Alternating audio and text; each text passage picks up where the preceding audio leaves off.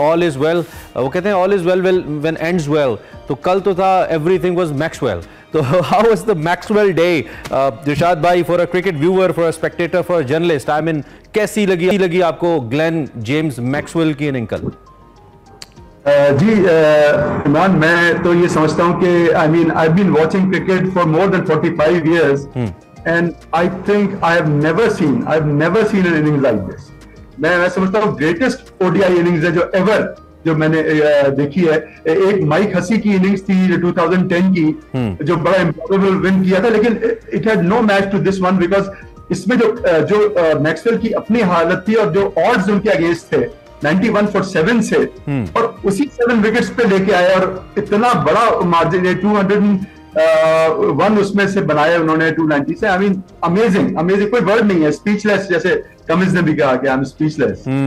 सो बिल्कुल इसमें कोई दो राय नहीं है जिस तरीके से वो खेले। आपके ख्याल में ऐसी जो इनिंग्स होती है, मोस्टली कहते हैं जी उस प्लेयर का दिन था, छक्का लग गया, तुक्का लग गया, चल गया, लेकिन मैक्सवेल की इनिंग्स हमें बड़ी कंपोज नजर आई, लेकिन फिर भी इस इनिंग्स के अंदर दो इंपॉर्टेंट चांसेस मौजूद थे। कैचेस विन मैचेस वाला जो अक्सर हम फॉर्मूला कहते हैं, वो कल भी हमें अप्लाई होता नजर आया, और जब कैच गिरा तो मैच गिरा, और फिर इसका इजहार अफगान कैप्टन ने भी किया। आप इससे किस हद तक मुत्तफिक है? जी हाँ, नहीं बिल्कुल जाहिर है। अभी आपको पता है कि इस टूर्नामेंट में भी मैक्सवेल बहुत फॉर्म में है, उन्होंने फास्टेस्ट सेंचुरी वर्ल्ड कप की बनाई है, तो एक ऐसे आदमी को चांस दे देना, वो भी 2 चांसेस दे देना, तो फिर तो वो कैपिटलाइज करेगा डेफिनेटली। लेकिन मैं ये जरूर समझता हूँ कि यहाँ थोड़ा सा इनएक्सपीरियंस अफगान टीम का सामने आया, कि मैं समझता हूँ अगर कोई बहुत ज्यादा एक्सपीरियंस टीम होती, साउथ अफ्रीका या इंडिया, तो वो ये शायद एक डिफरेंट स्ट्रेटेजी अपनाते बॉलिंग करने की मैक्सवेल को, जो इंजर्ड भी थे, तो वो डेफिनेटली क्लोजिंग फील्डर्स लाते या किसी तरह से उनको प्रेशराइज करते, तो वो चीज अफगानिस्तान का इनएक्सपीरियंस यहाँ नजर आया। आखिर में उन्होंने बहुत लूज बॉलिंग की और बहुत सक्सेस दिए, आखिर में 10 छक्के तकरीबन मारे मैक्सवेल ने। तो मैं समझता हूँ कि बहुत जरा बॉलिंग बेहतर कर सकते थे, लेकिन आई थिंक वो उस वक्त खुद भी पैनिक हो रहे थे, उनके लिए एक बड़ा से डू और डाई मैच था, बिकॉज अगला मैच तो अफगानिस्तान को बहुत बड़ी मार्जिन से जीतना अब काफी मुश्किल हो गया उनके लिए। और ये शादी, आपने चूंकि छक्कों का जिक्र किया, मैं अभी अपना एक्सप्रेस का स्पोर्ट्स पेज देख रहा था, यहाँ पे छपा जी कि 487 छक्कों का नया रिकॉर्ड कायम हुआ है इस वर्ल्ड कप के अंदर, और इससे पहले ये रिकॉर्ड 2015 में 463, 2015 के वर्ल्ड कप में 463 छक्कों का था, और अभी वर्ल्ड कप का तो एक बड़ा हिस्सा तो नहीं, लेकिन एक मस्तर हिस्सा बाकी है, तो ये रिकॉर्ड आई बिलीव 500 को शायद क्रॉस कर जाए। This is very interesting. अच्छा जी, चलें अब let's get back to our equation, ifs and buts, अगर मगर शगर की तरफ आ जाते हैं। क्या लग रहा है, बारिश कितना रोल प्ले करेगी, और उम्मीद रखें हम बारिश से, रहमत की बारिश होगी हमारे लिए? जी हाँ, देखिए वो मिकी आर्थर ने भी अपने लास्ट स्टेटमेंट में यही कहा है कि I am hoping for divine intervention. तो वो डिवाइन इंटरवेंशन जो है वो उनको ये उनका मतलब था कि अगर न्यूजीलैंड श्रीलंका के मैच में बारिश हो जाए और पाकिस्तान न्यूजीलैंड को एक अच्छे मार्जिन से हरा दे, तो उसमें न्यूजीलैंड के एट बेस्ट 9 पॉइंट्स ही होंगे और पाकिस्तान के फिर 10 हो जाएंगे। लेकिन उसमें यह भी है कि अफगानिस्तान भी साउथ अफ्रीका से हारे, लेकिन अफगानिस्तान का स्कोरिंग रेट काफी कम है, तो मेरे बहुत बड़ी मार्जिन से साउथ अफ्रीका को हराना पड़ेगा। That seems improbable at the moment. लेकिन पाकिस्तान की ये चांसेस, अगर बाकी बारिश हो जाती है कल के मैच में न्यूजीलैंड श्रीलंका, या श्रीलंका कोई अपसेट कर देता है, तो फिर वो डेफिनेटली पाकिस्तान के लिए बहुत बड़ा एक फेवर होगा। वैसे एक और सवाल मेरा कल के मैच को लेकर जहन में आ गया, मैं करना जरूरी समझता हूं, आप के लिए कितना बड़ा सरप्राइज होता अगर कल का मैच जीत जाती अफगानिस्तान टीम और सेमीफाइनल्स, वर्ल्ड कप के सेमीफाइनल में पहुंच जाती? क्योंकि मैंने प्रोग्राम के शुरू में भी कहा कि इन्होंने 3 साबिका चैंपियंस को तो हराया है, पाकिस्तान को, इंग्लैंड को, श्रीलंका को, और ऑस्ट्रेलिया को हराते हराते रह गए। तो ये क्या बहुत बड़ा सरप्राइज होता और एक बहुत बड़ी टीम के तौर पर मर्ज होकर सामने आ जाती है अफगानिस्तान टीम अचानक टॉप टीम्स के अंदर आपके लिए? जी देखिए, मैं समझता हूं कि आपको याद होगा कि इसी वर्ल्ड कप के पहले 2 मैचेस अफगानिस्तान ने हारे, और उसके बाद जॉनथन ट्रॉट जो उनके कोच हैं, जो फॉर्मर इंग्लैंड प्लेयर हैं, उन्होंने ये कहा कि नहीं, हम लोग मेंटली टफ हैं अफगानिस्तान के प्लेयर्स, और उनको मैं इस चीज से निकाल रहा हूं कि डिफीट कोई चीज नहीं है, विक्ट्री की तरफ तुम जा सकते हो, तुम क्वालिफाई कर सकते हो। तो मैं समझता हूं कि एक अफगानिस्तान टीम में डेफिनेटली एक रिजॉल्व बड़ा डेफिनेट नजर आया है कि अक्सर टीम्स तो उनके 2 या 3 विकेट से ज्यादा आउट हैं। इतनी डिटरमिन्ड उनकी बैटिंग है और उनकी बॉलिंग हो रही है। आप देखिए कि उनके स्पिनर्स उनका ट्रम्प कार्ड रहते हैं, लेकिन कल उनके दोनों फास्ट बॉलर्स ने 2-2 विकेट्स लिए, तो taking 2 wickets each against Australia, तो that was quite remarkable achievement. मैं समझता हूं overall Afghanistan team shape up कर रही है और डेफिनेटली इस वर्ल्ड कप में तो देखिए क्या फेट होती है, लेकिन मैं समझता हूँ कि बिल्कुल एक पावर हाउस बन के सामने आ गया ऑलरेडी, जैसे आपने भी बताया कि आईसीसी चैंपियंस ट्रॉफी के लिए क्वालिफाई कर।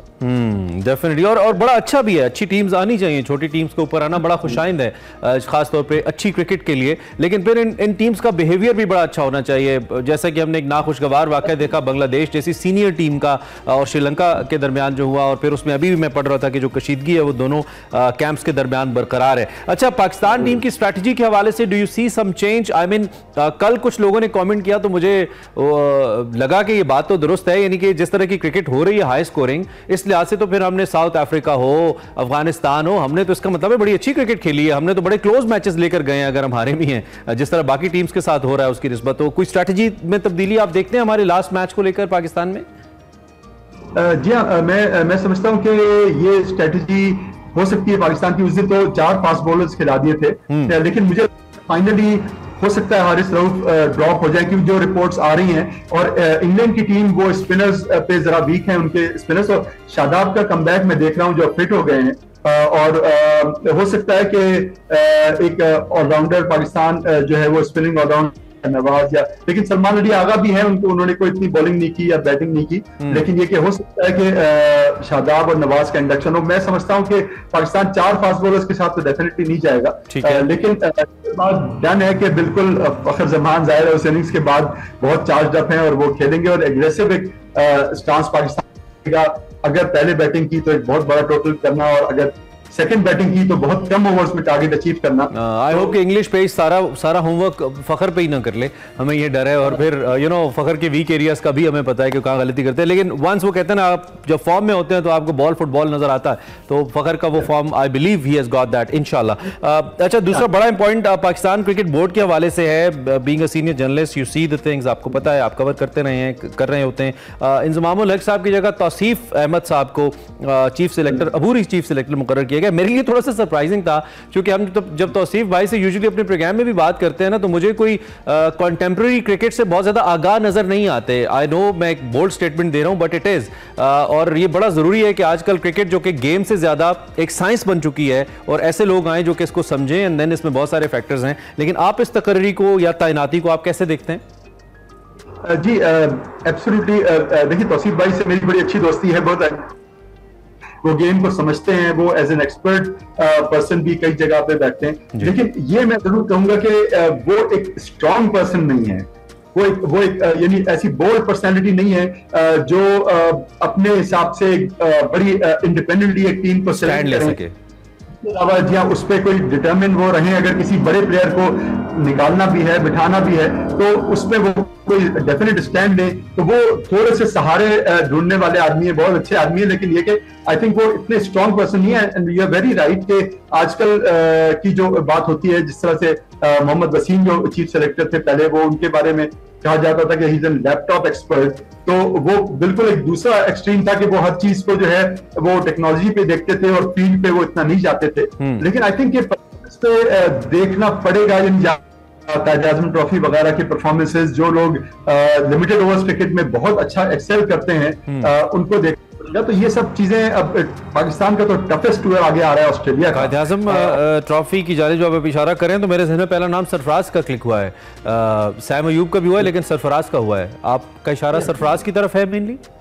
जी डेफिनेटली है मेरा। देखिए 10 साल के बाद कराची की टीम जीती है, और leading from the front, I mean की डबल सेंचुरी थी, और सेंचुरी बहुत ही एक्सीलेंट फॉर्म में है, कीपर तो वो हैं ही बहुत अच्छे, और उनका एक्सपीरियंस बहुत काम आएगा। तो ऑस्ट्रेलिया में हमें डेफिनेटली एक एक्सपीरियंस का और आई मीन यंग ब्लड का एक डेफिनेटली अच्छा इंतजार नजर आना चाहिए।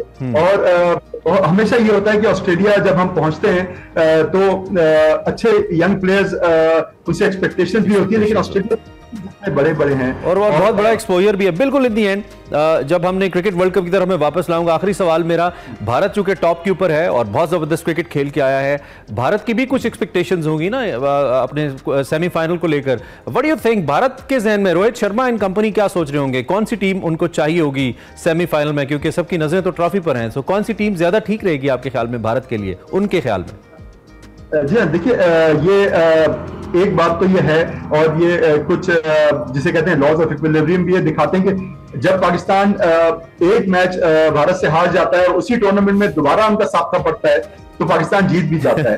और ये है कि, और अगर आपको याद हो 2019 के वर्ल्ड कप में तो पाकिस्तान को अवॉइड करने के लिए इंडिया की टीम इंग्लैंड से हार गई थी, लेकिन फिर फाइनल में न्यूजीलैंड ने हरा दिया।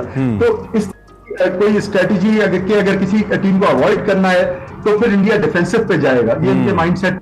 दे वुड वांट कि पाकिस्तान ना आए उनके मुकाबले। एक डेफिनेटली खतरा तो उनके सर पे मंडला रहा है, डेफिनेटली है।